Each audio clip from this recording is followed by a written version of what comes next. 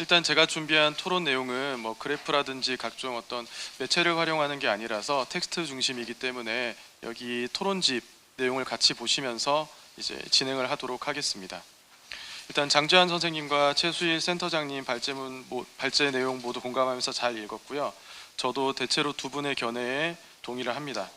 다만 이제 저 같은 경우는 현재의 수능이 어떤 대학에서의 수학 능력을 평가하는 시험으로 기능하지 못하는 이유를 수능 자체에서 찾기보다는 수능을 둘러싸고 있는 어떤 구조적인 문제에서 찾고자 이제 노력을 했고요. 그러다 보니까 제목이 조금 자극적일 수 있는데 수능은 죄가 없다라고 일단은 명명해 보았습니다.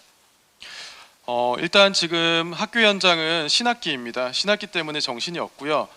하루에 이제 학교 내부에서 여러 부서에서 공지하는 내용들만 모으면 A4 용지 한 두 페이지는 거뜬히 나오는 그런 이제 경난기를 맞고 있습니다.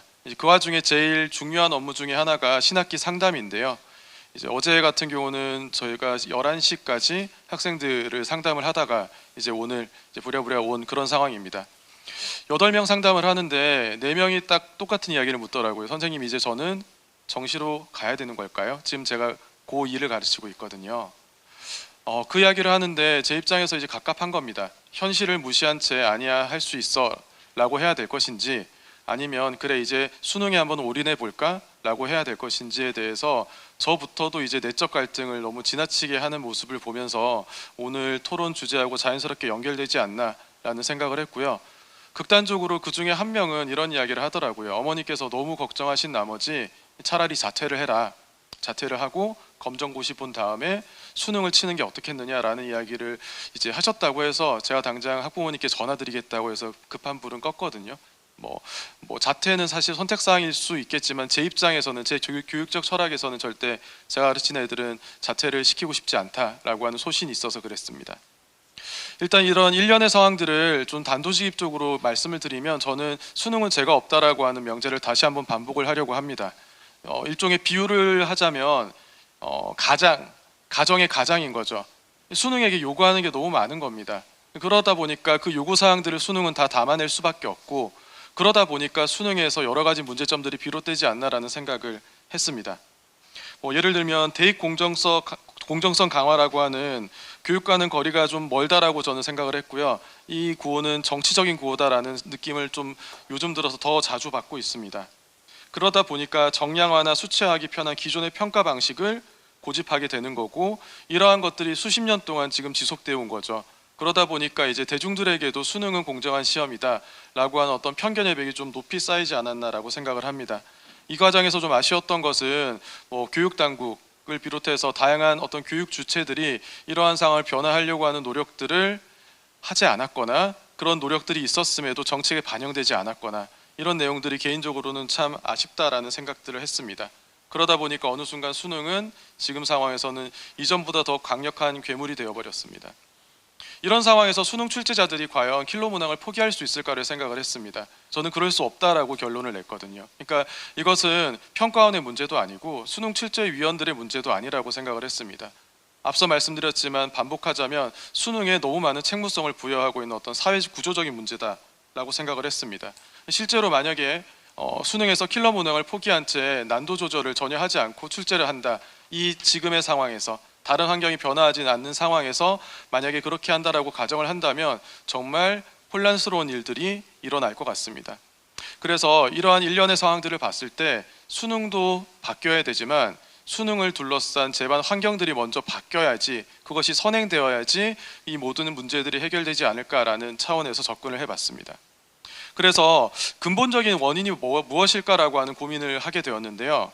일단 조금 과격하게 보일 수도 있겠고, 제가 이제 교사라는 직업의 특성상 조금의 어떤 더 격한 감정으로 이렇게 표현할 수 있을지 모르겠지만, 저는 교사를 교육 전문가로 인정하지 않는 사회 분위기에서 1차적인 원인이 있다라고 생각을 합니다. 주요 교육 정책을 설계를 하거나 내지는 이제 공표를 할 때 보통 보면 교사들은 들러리를 서는 거죠.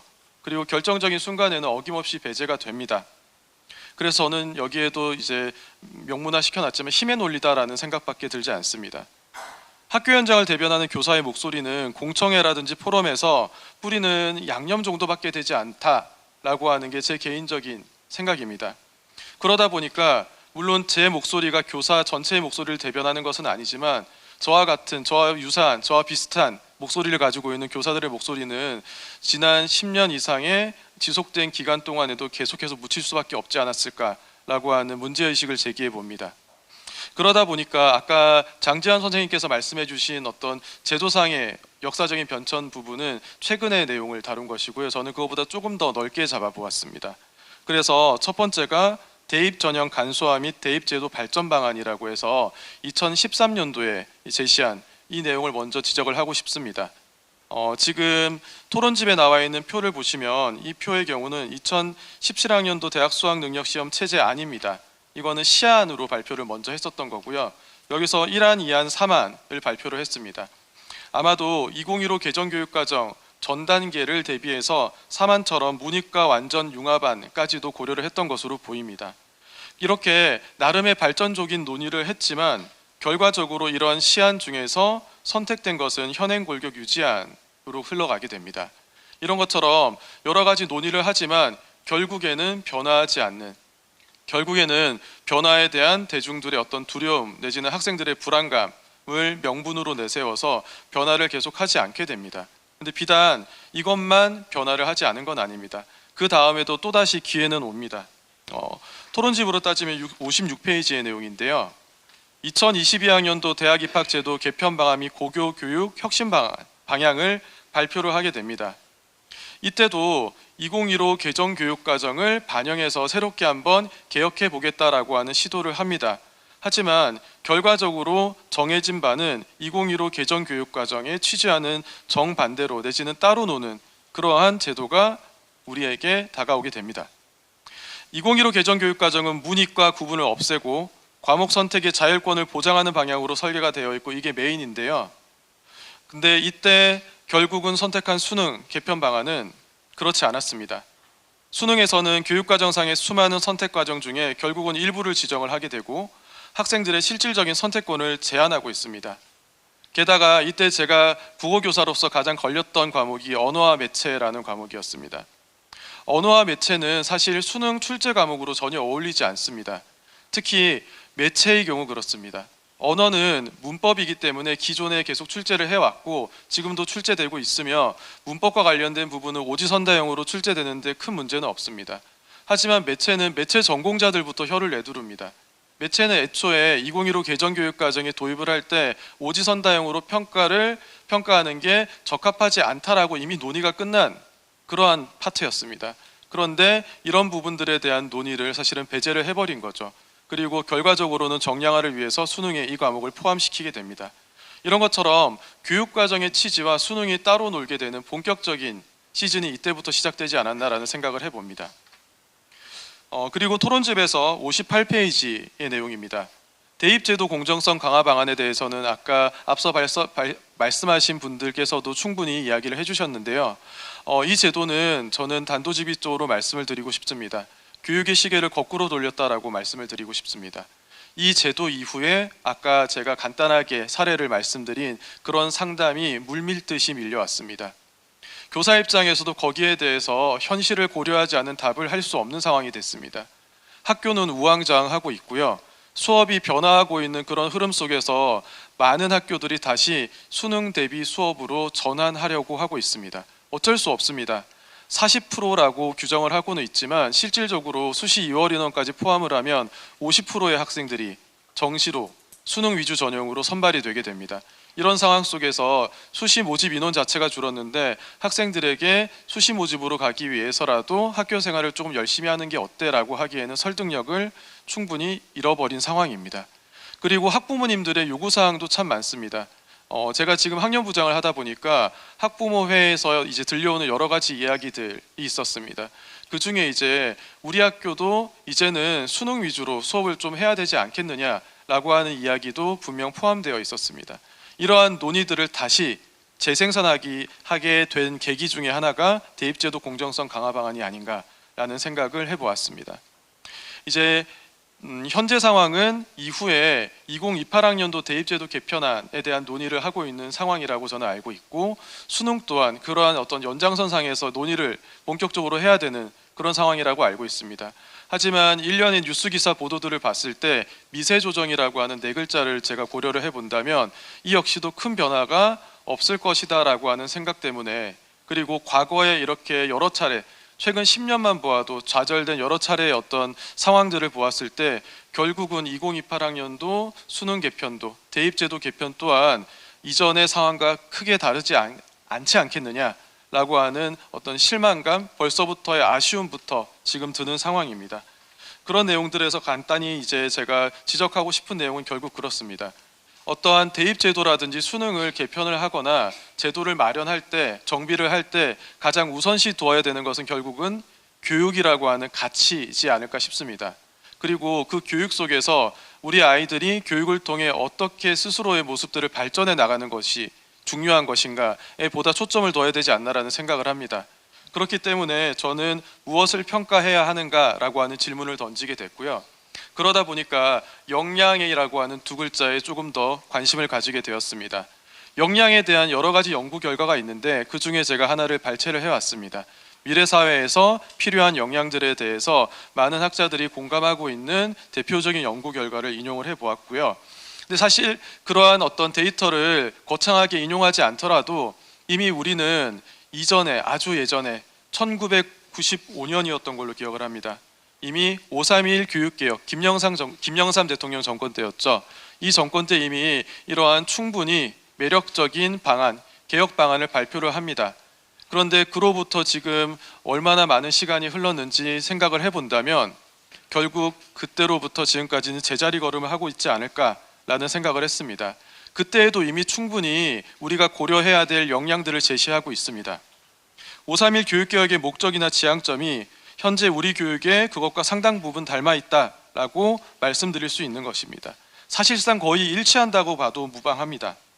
그런데 이후에 그런 부분이 전혀 반영이 되고 있지 않다는 것, 심지어 현재 적용되고 있는 2015 개정교육과정에서도 마찬가지입니다.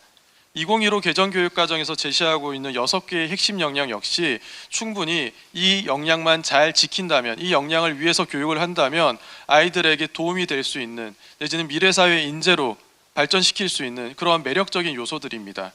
하지만 현재의 수능의 경우는 이 6개의 역량 중에서 자기관리 역량이라든지 창의적 사고 역량, 심미적 감성 역량, 의사소통 역량, 공동체 역량에 대해서 전혀 평가를 하지 못하고 있습니다. 그나마 지식정보 처리 역량을 간접적으로 측정할 수 있는 도구로 활용될 수는 있지만 과연 수능을 통해서 문제를 합리적으로 해결하기 위해 다양한 영역의 지식과 정보를 처리하고 활용할 수 있는 능력을 함양할 수 있을까라고 한다면 저는 아니요라고 답할 것입니다. 이처럼 수능이 교육과정에서 제시하고 있는 핵심 역량을 전혀 반영하지 못하고 있다는 데서부터 근본적인 문제가 있습니다. 그리고 수능에 대한 또 다른 문제점들이 다양하게 이제 많은 분들이 여기서 접했을 것이기 때문에 간단하게 설명을 드리려고 하는데요. 마찬가지로 사례 하나로 압축시킬 수 있을 것 같습니다. 재작년이었는지 그 나이스에서 학생 학부모님들을 대상으로 해서 교직원들에 대한 평가를 진행을 합니다. 근데 한 국어 선생님께서 거의 테러를 당하신 겁니다. 알고 봤더니 서술형 문항과 이제 연계시켜서 봤더니 학생이 이런 식의 발언들을 이제 적어놨더라고요. 수능 직전까지 수업을 하는 것은 학생들에 대한 배려가 부족한 것이다 라고 이제 하는 문구가 눈에 특히 띄었다고 합니다. 그 선생님께서는 본인이 담당하고 있는 수업을 수능 직전까지 성실하게 했을 뿐인데 되려 마지막에 자습을 안 줬다는 이유만으로 학생들에게 테러를 당한 거죠. 결국은 이러한 문제들이 학생의 잘못인가라고 반추를 해봤을 때 저는 꼭 그렇지 않다라고 생각을 합니다. 결국은 제도의 문제고 구조의 문제라고 생각을 합니다. 그렇다면 지속 가능하고 공정 가능한 수능이 무엇일까에 대한 고민들을 해보게 되는데요. 토론집으로 보게 되면 65페이지 정도가 해당이 될 것 같습니다. 네, 알겠습니다. 그래서 여기서는 제안 2가지 정도를 하고 있는데요. 첫 번째가 수능의 공통 과목합니다. 앞서 이제 발제를 진행하셨던 최수일 센터장님도 말씀을 하셨지만 이렇게 지나치게 난도 높은 문항들이 학생들을 괴롭힌다라고 하셨는데 공통 과목에 기초를 해서 학생들의 평가를 수능에서 진행을 한다면 그런 문제점들이 사실은 사라지게 됩니다. 앞서 장지환 선생님께서 선택 과목에 따라서 다양한 문제점들이 발생한다고 하셨는데 그러한 문제점들 또한 공통 과목을 위주로 한 수능을 출제를 하게 된다면, 구조화시킨다면 충분히 사라질 수 있다라고 생각을 합니다. 두 번째 안은 수능의 탈교과라고 생각을 하시면 될 것 같습니다. 이것은 기존의 교과 이기주의에서 벗어나서 수능이 추구하고 있는 본질적인 어떤 목적을 달성하자고 하는 취지에서 간단하게 설계를 해보았습니다. 이때 중요한 것이, 그렇다면 수능이라고 하는 것이 고교마다 지역마다 다른 어떤 성적 편차들을 충분히 보정했는데 이제 그러지 못하는 거 아니냐라고 하는 우려들을 하실 법합니다. 근데 이때 제가 간단하게 설명을 드리고 넘어가고 싶은 것은, 학교에서 이미 단위 학교에서 이미 교과에 대한 핵심 역량들은 충분히 체크를 하고 있다는 겁니다. 그것이 충분히 신뢰하지 못한 그런 지표라고 한다면 학교의 시험을 충분히 신뢰할 수 있게 만드는 것이 우선인 것이고, 그게 본질적인 해결책인데, 문제점은 따로 있는데 해결책을 또 다른 곳에서 찾고 있기 때문에 계속해서 수능에 의존하는 현상들이 벌어지지 않을까라는 생각을 해보았습니다. 그래서 간단하게 두 제안에 대해서 설명을 드렸고, 이것에 대한 조금 더 디테일한 내용은 토론집을 참고하시면 좋을 것 같습니다. 마지막으로 마무리를 하도록 하겠습니다. 2028 학년도 수능 개편안이 아마도 내년 2월 안에는 확정되어서 이제 대중들에게도 공지가 될 것이고, 그러한 내용들이 앞으로 올해 다이나믹하게 흘러갈 것 같습니다. 근데 앞서 말씀드렸던 미세조정이라는 네 글자 때문에 저는 아마도 그러면 수능 개편이 과거와 크게 다르지 않겠구나라는 생각을 했습니다. 첫 번째가 67페이지에 나와 있는 것처럼 여기 일반 선택 과목까지 제한하는 수준으로 해서 수능을 출제하는 그러한 패턴으로 기존과 다르지 않게 갈 것이다 라고 생각을 해보고 있습니다. 두 번째로는 69페이지에 나오는 것처럼 현재 지금 대한수학교육학회에서 이 부분에 대한 문제를 지적했더라고요. 학생들의 어떤 수학 능력을 떨어뜨린다, 이렇게 일반 선택으로 제한하면 안 된다라는 문제를 제기했는데, 이게 약간 5년 전이랑 똑같은 상황이 반복되고 있습니다. 만약에 5년 전이랑 똑같이 이것을 수용하게 된다면 또 복잡한 진로 선택 과목까지 수능에 포함해야 되는 그런 상황들이 펼쳐지지 않을까 싶습니다. 사실 방금 말씀드린 두 가지, 일반 선택까지 가든 아니면 내지는 진로 선택까지 가든 사실은 저는 큰 문제가 있다고 생각을 합니다. 이제 우리는 선택을 해야 됩니다. 또다시 10년이나 20년 전과 다를 바 없는 선택을 할 것인지 고민을 해야 됩니다. 학령 인구 감소를 비롯한 다양한 미래 사회의 문제는 전혀 고려하지 않을 것인지도 되새겨 보아야 합니다. 교육적 가치를 전제하지 않는 방안을 고집해야 하는지도 반성을 해야 합니다. 저는 이렇게 생각을 합니다. 현 상황이 날카로운 칼날 위에서 아찔한 고개를 계속해서 부리고 있는 상황이라고 생각했습니다. 언제까지 우리 교육이 이러한 아찔한 상황을 이어가야 될 것인지에 대해서 문제를 제기하면서 저는 이만 토론을 마치도록 하겠습니다. 감사합니다.